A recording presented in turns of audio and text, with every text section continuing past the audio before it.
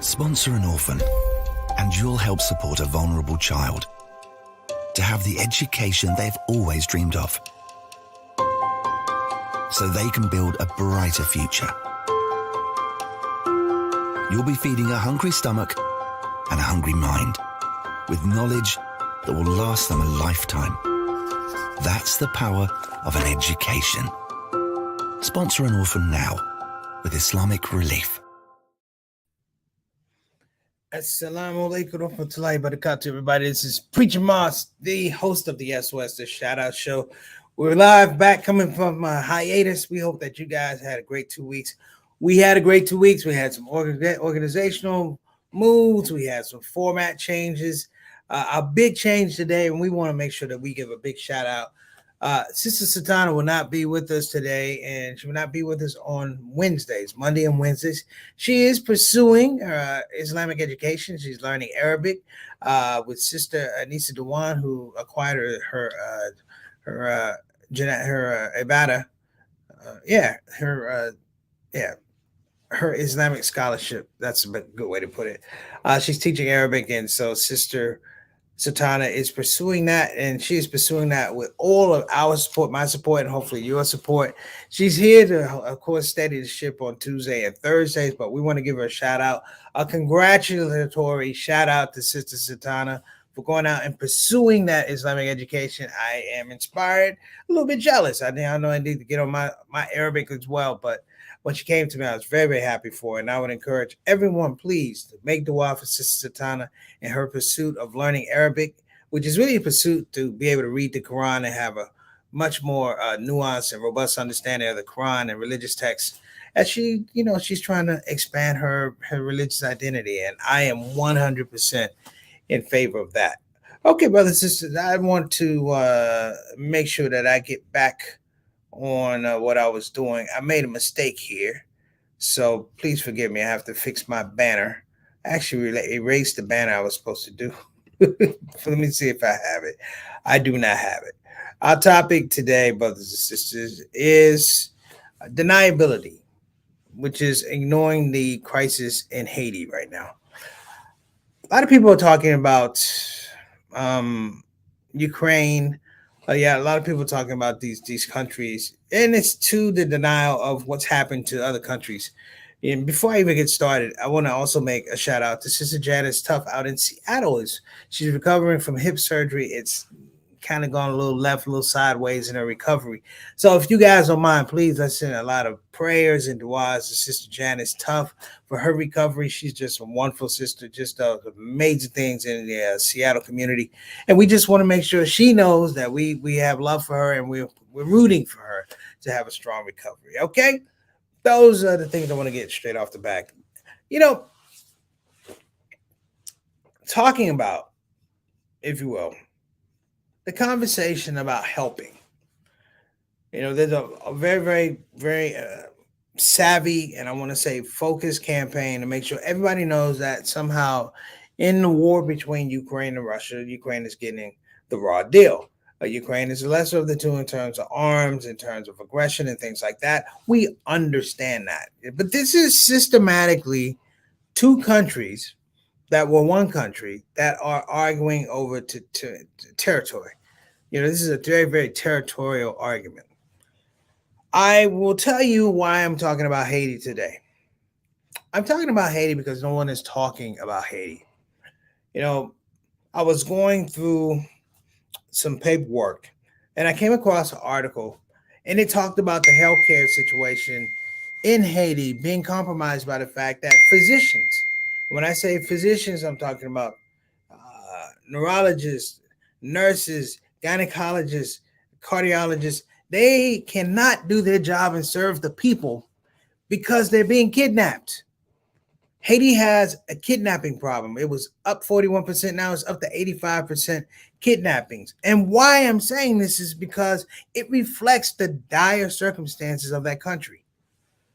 Haiti is a country that had and boasted, continues to boast, one of the first and only successful slave revolts. So when the Haitians kicked out the French, and you probably know this from your history books, 20 years later, 2 decades later, the French came back with armed ships demanding that the Haitians make reparations to the slave owners, the French slave owners. And they gave them an ultimatum. They said they wanted 150 million francs, which is back in that time a lot of money. And they were a young country. All they had was 5.1 francs. And they lured Haiti into basically extortion. I like to say France was the original World Bank in terms of making countries take loans that they know they can't get back in an effort to be able to control the economy of that country. And that's exactly what happened to France. I mean, that's exactly what happened to Haiti, which is also a reason why I'm not a big I'm not a big fan of France. I think you're extortionists, and I'll just say that here on the show. And they compromised the growth of Haiti. Haiti, if they didn't tie into these loans and these reparations to France, Haiti would probably be one of the leading countries in Central America. I'm telling you right now. If they didn't have to get it, and then of course the United States in 1914, as if it wasn't enough that the French had poo-pooed all over this country, they bring Marines in with the express consent of taking gold from Haiti and taking it back to New York. And then they turned around and did what? Well, you can't pay for all these services. You're going to take a loan. And I don't have to tell you guys, loans were bad loans. I'm going to do some due diligence. Hopefully, I'm hoping going to do some justice. And I'm going to talk about Haiti because Haiti is an endemic problem, but it's not a localized problem. The conditions of Haiti match in regards a lot of the conditions here in the United States, a lot of the conditions in Africa, a lot of conditions in countries where there are people of color. Haiti stands as the one that is the whipping post. It is the whipping boy for anybody that wants to stand up to imperialism or colonialism.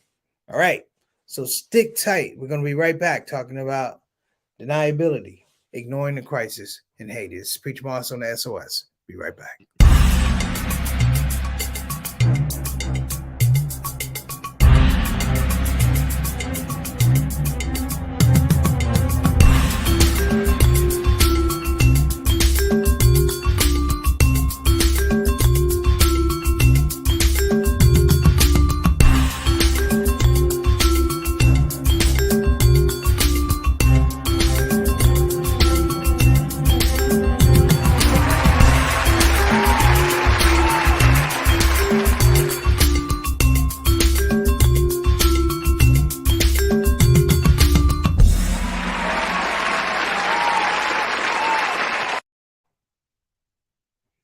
All right, so we're back. Before we get started, let me welcome everybody who's in the comment section, better known as the Shout Out Soldiers, the Shout Out family. These are the stars in the building. First off, we got Brother Altaf Rashid. What's going on, Brother Altaf? Let's pop you up there. Thank you so much, brother. He says, Assalamu alaikum wa rahmatullahi wa barakatuh. Hope SOS family is doing well. Congrats to Sister Satana on the studies. Indeed, indeed. The Sister Reed has already chimed in. Man, just so you know, Brother Altaf is our Canadian ambassador to the SOS show, has been so for quite a number of years. So if you need a passport issue, you need to talk to that brother right there. Sister Reed saying congratulations. Sister Reed, good seeing you today. Hope all is going well. And safe travels tomorrow, okay? Safe travels. We got Mary Moss, better known as Mama Son, saying hello, SOS family. We are back. Yes, indeed. Yes, indeed. Yes, indeed. And we got my brother.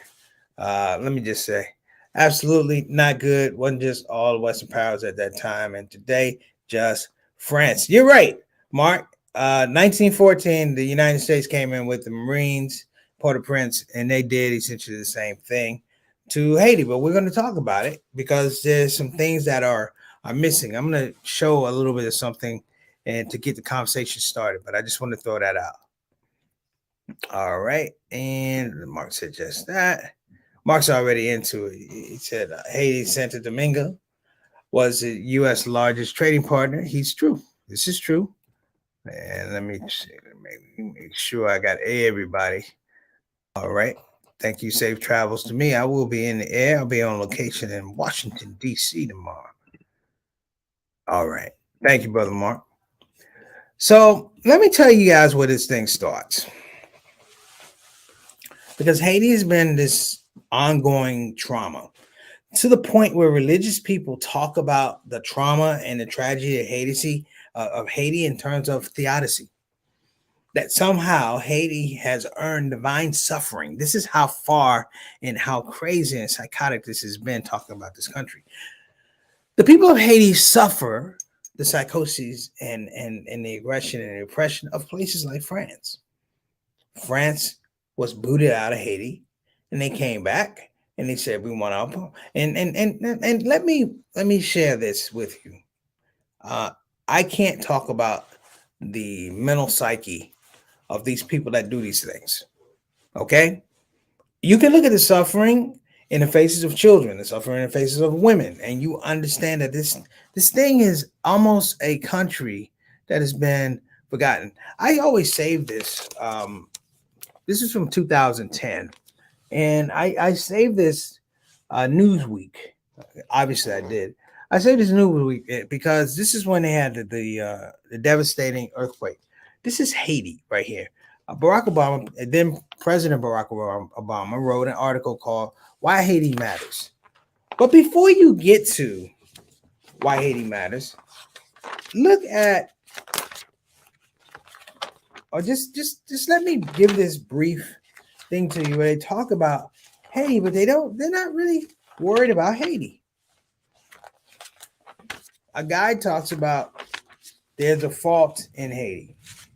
And then look at the picture. Okay, look at the picture. All right. This is the plight of Haiti. And I read, for 2 centuries, no major earthquake has been recorded in the Haitian capital. The amount of energy accumulated along the fault runs the risk of an earthquake 7.2 on the Richter scale. There's no need to panic, but it would be a catastrophe. They wind up having an earthquake on a Richter scale of 7.1. Here's my point. Why on earth do people not value Haiti? Why do people consistently keep this? They keep this country in a space where it's not even third grade status. I'm talking about of all the Western countries. This is the poorest country and has remained so, despite the fact that people have poured in aid, humanitarian aid, healthcare, all these things. It still bears the scars of the fact that countries have disrespected Haiti. They have exploited Haiti. Right now, as we sit here, 30 years of the Duvalier family, 30 years of that has never even been able to come back. The deals that are done with U.S. banks ensure that, in some of these statistics, only 1 in 4 children, listen, not even 1 in 10, 1 in 4 children actually make it through high school. With the earthquake, they were talking 1 in 6 actually even going to school in terms of children. You can't have you can't have a future if you don't have children going to school and looking at education. I talked about the issue at hand where I talked about the kidnapping. Watch this. But here's the caveat.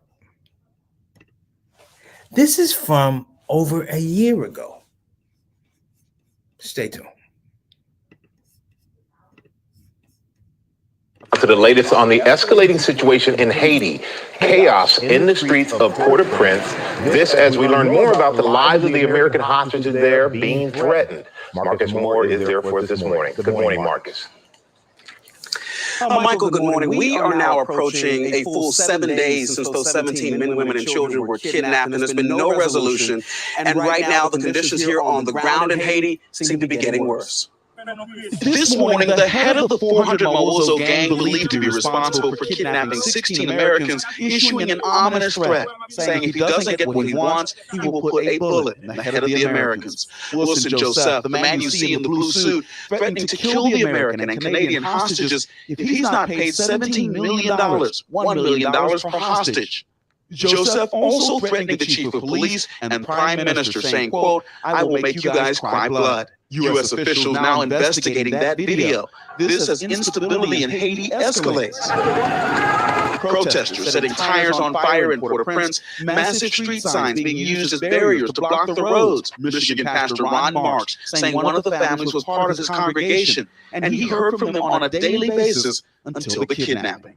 Father of the group was there to teach other church leaders in Haiti. These are like children and grandchildren to us, besides being part of our church family. Loved ones held a news conference calling for a day of prayer and fasting, that their family members would be released unharmed here. And in the meantime, the situation on the ground here in Haiti is so volatile that the U.S. Embassy came out with a new alert to Americans in the country, telling them to avoid all unnecessary travel and, George, to remain vigilant. They're going to have to. Marcus, thanks very much. All right. Let me shout out Walaikum Assalam Rahmatullah Barakatuh, Brother Eric. Brother Eric, I finally got the email. I will take care of you today on your Cash App. Brother Eric is our last person from our iftar, so I got you covered, young sir. Thank you so much. So what is this doing, brothers and sisters? This was a year ago. This was a year ago with missionaries, people who are coming down to do work. Now you're talking about healthcare professionals, people who are sworn to a Hippocratic oath to serve the people in terms of medical attention and healthcare, and now they're being kidnapped. It says to me, brothers and sisters, that the quality of life in Haiti is non-existent. That a man a year ago can stand in front of a camera in a suit and a blue hat, I might add, and basically threaten the police with impunity, says that, number one, that law enforcement is disparaged. Law enforcement is discouraged, that there's no sitting military in Haiti right now to address lawlessness. That's number one. Number two is, if you're at a point, brothers and sisters, and let me focus this as much as I can. If you're at a point where kidnapping is commerce, then nobody is safe. That this is put on television a year ago, and it's still going on right now, with doctors and nurses being kidnapped for money, held for ransom. These are Haitians who are kidnapping other Haitians. What it says is the stability is not there, that the quality of life has broken down in the context of just what can you get for it. And while we talk about why Haiti matters, we don't talk about why is Haiti suffering? Why is Haiti so maligned? Who are the culprits who invested in the despair of these countries, like Haiti and like other third world countries? Why are they not called on the carpet? Why are they in NATO? Why are they in G20 summit? They're criminals. Unless somehow you can spin it around, maybe like Pat Robertson, and say that this is the Lord's will because these people practiced voodoo back in the day. Well, hey, let me tell you something. 90 plus some of the population in Haiti is Christian. And while some of them do practice voodoo, this is a part of the tradition. But Christianity comes first. These are people who wholeheartedly have faith in God. But that faith in God is not reflected in faith in the system because there's no system. I'm not talking about anarchy. What I'm talking about is deniability. And the deniability of places like France and places like the United States, when they do these things, morally, we look the other way. And I say we look the other way because everyone knows what's going on in Haiti. We look at Haiti and we say that's them, not even looking at how it happens here. Clearly, we're amiss. And while I sit here, do you hear any support going to Haiti? Haiti was a broken nation. We're not talking about wars. We're talking about financial divestment of monies that should have been going to the infrastructure of Haiti over the last 200 years, and it did not happen. Now, of course, you had people that spoke up like Aristide and said, France, you need to pay us reparations. But you see, he didn't stick around long. Just recently, the president / prime minister of Haiti was assassinated. The lawlessness, brothers and sisters, says that good cannot be rewarded. Honesty, fairness, and courageousness can't be tolerated. Truth cannot be valued. And love is non-existent. Well, I've never been to Haiti before, but I love the people of Haiti. And if I ever get a chance to go, I'm going to go. I'm going to go and I'm going to walk amongst them. Well, here's Mark. I knew Mark was going to come on. Mark, this is my great-grandfather's Haitian, John Stephen, an agent on my dad's side from New Orleans. Haiti has a special meaning in my heart, not because it was the first successful slave revolt. It reminds me, I don't know if you ever read the book. If you get a chance, read Confessions of an Economic Hitman. I read the Confession of an Economic Hitman, and Haiti was the case that they were talking about. Haiti, for lack of a better word, was the template for everything you see going on moving forward. If you see a Ukraine, if you see an African country, you know, it's interesting that this is the blueprint for how they deal with countries with people of color, how they deal with them in a manner whereby you make sure that they are subservient on the financial front and they're subservient on their natural resource front. You see, even there's nothing in Haiti to take out of Haiti. Can you imagine going into a situation and nothing has any value? Like if you were to walk into somebody's house, you'd find some value. It might be a TV, it might be a chair or something like that. Haiti does not enjoy that as a country. And I'm furious because as much as I am a fan of Barack Obama, Barack, you didn't get to the issue. You didn't call a spade a spade. You didn't identify the 300,000-pound elephant in the room, which coincidentally is standing on the progress of Haiti. So I thought today, it'd be honest to be able to talk about this. I know it's probably a strange topic to talk about coming back on the show, but actually it's not. Actually, it's not. You know, we don't make the fine lines of connection between things like the Buffalo shooting and the George Floyd. You know, we don't understand that these are acts of suppression. You know, Haiti stands that way, but these are acts of suppression to make sure that we all stay in our spaces. And when people say jump, we say how high. We say how high. And places like Haiti are turned out to the world to let us know, particularly people of color, these are your brothers and sisters. And if you don't pay attention and abide by the rules, no matter how immoral or illegal they are, this could be you. There's not much difference between Haiti and some of the poorest cities and ghettos here in the United States. The Watts, the Comptons, the Southeast DCs or whatever, the New York, the Bronx, whereby people have their opportunities limited by outside forces. You know, if I had $20 and I blew $20, I can live with that. I blew $20. But in the case of Haiti, before if you get $20, you can't spend it because you owe $40.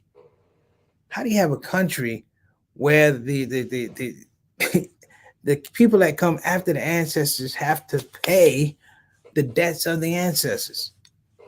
Think about that. All right, we're gonna take a short break. Yes, I had to throw this out. Get your history books out. Thank you, Mark. Get your history books out, brothers and sisters. We'll be back talking about Haiti. Take care.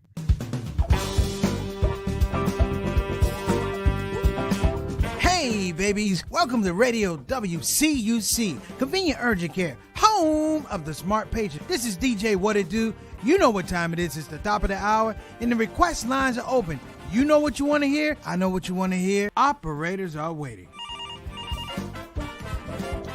I just got to hear Don't Get the COVID. Don't get the COVID. Put your mask back on. The Delta Delta COVID, more contagious than before. Don't get the COVID, go on and get the vaccine. You know that it can keep you safe, and your people living up in your space.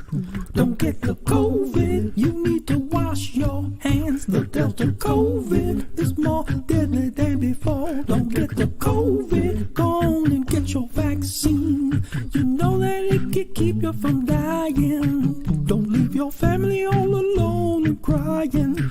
Don't get the COVID. We invite you to join our fight against COVID and against misinformation. It's time to listen to the doctors and trust the science. When I think of people dying that don't have to die, it makes me sad.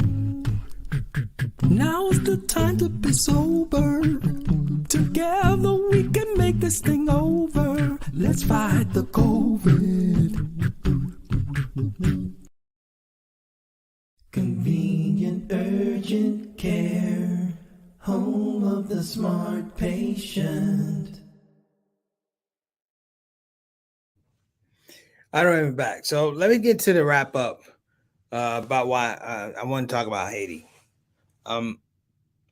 It's my feeling in the next year, year and a half, that Haiti, a country like Haiti, will somehow become a target of other folks. That if people can inflict more misery on folks, they will do so. And just like here in the United States, you know, misery doesn't love company. Misery likes to make other company more miserable. That people in Haiti, much like the people here in the United States, particularly African Americans, Muslims, people who have a different narrative that is, I want to say, counterfactual, if you will, to American exceptionalism, they will become targets. They will become targets. Tomorrow we'll probably be talking about, or next week we'll be talking about the Great Replacement theory. Haiti will become the case of why these people should not exist at all. I guarantee. It might sound like a shock to you, but I am reading the tea leaves, brothers and sisters. And the justification of somebody who says, if I cannot dominate you, then you don't have any value. What that means is we are in a world of trouble. What that means is we need to start having these conversations. I've said some things. We did a show about right after the Buffalo shooting. And I said, this is me, a person who's never owned a gun before. I said, I believe you need to arm yourselves, because the lawlessness now becomes the premise for lawlessness. It now becomes the reason that you can oppress people. That I am not in my right mind has nothing to do with it. That I look at you and I don't see value, I don't see opportunity, I don't see equity in anything that you do or believe in. It now allows me to do things to you. And this is no different than 1914 and the president allowing the U.S. Marines come down and walk into a Haitian bank and empty all of its gold in an effort to control its banks. So I always, Bill Clinton's and even the Barack Obamas, I'm like, if you're not addressing the crimes against Haiti, then you are perpetrating a crime against Haiti. And let me tell you something. This is a connected world. We live and die and exist through contagion. So at some point in time, it won't be Haiti. It might be Buffalo or LA or Compton or Atlanta or Houston or DC, where the thinking that creates a Haiti is now mainstream. All right, brothers and sisters, I got to go. Y'all have been great. I'll see you tomorrow, inshallah. Assalamu alaikum wa rahmatullahi wa barakatuh. Sister Janet, stuff feel better. Satana, hit those books. Thanks, everybody. Have a blessed day. Assalamu alaikum wa rahmatullahi wa barakatuh.